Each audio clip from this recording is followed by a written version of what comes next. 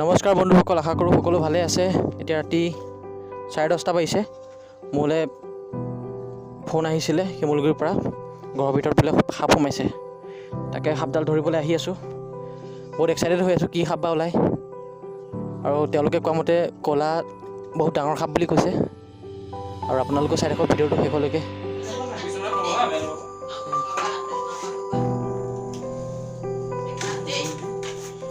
বন্ধুসকল, ইণ্টাৰনেট নাই আমি ধৰিবলৈ আহিছে। ভিডিঅ'টো চাই থাকক শেষলৈকে।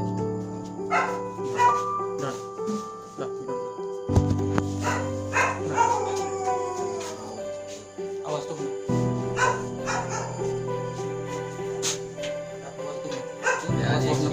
চুপচাপ পাইছে হা, তোমালোক মনে মনে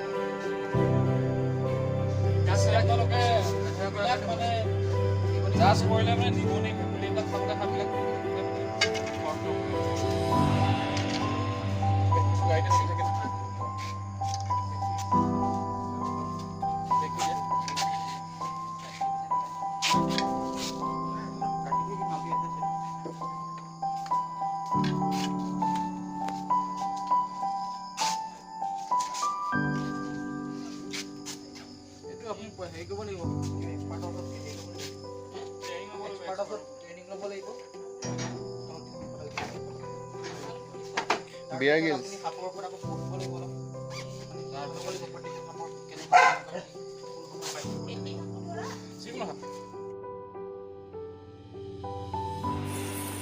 নমস্কাৰ বন্ধুসকল, যোৱাকালি ৰাতি আমি 10:30 বজাত শিমলুগুৰিৰ এটা ৰেড স্নেক আমি ৰেস্কিউ কৰিছিলোঁ।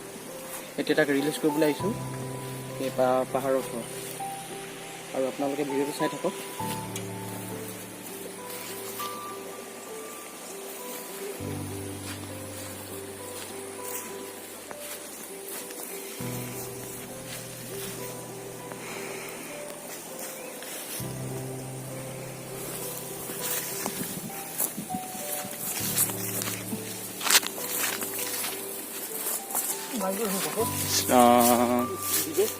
বেয়া স্পীড ন? বেয়া স্পীড মাৰিলেও নহয়, সেই পৰীক্ষা নামৰ তোমাক পাৰিছিলোঁ মাছবোৰ চতৰা আছে বুলি। বন্ধুসকল, আমি সাপটো কেটচ কৰিব নোৱাৰিলোঁ, বহুত স্পীড আছিলে, তাৰ বহুত স্পীডত গুচি গ'ল। সেইটো ইণ্ডিয়ান ৰেড স্নেক আছিলে, ইয়াৰ কোনো বিষ নাথাকে।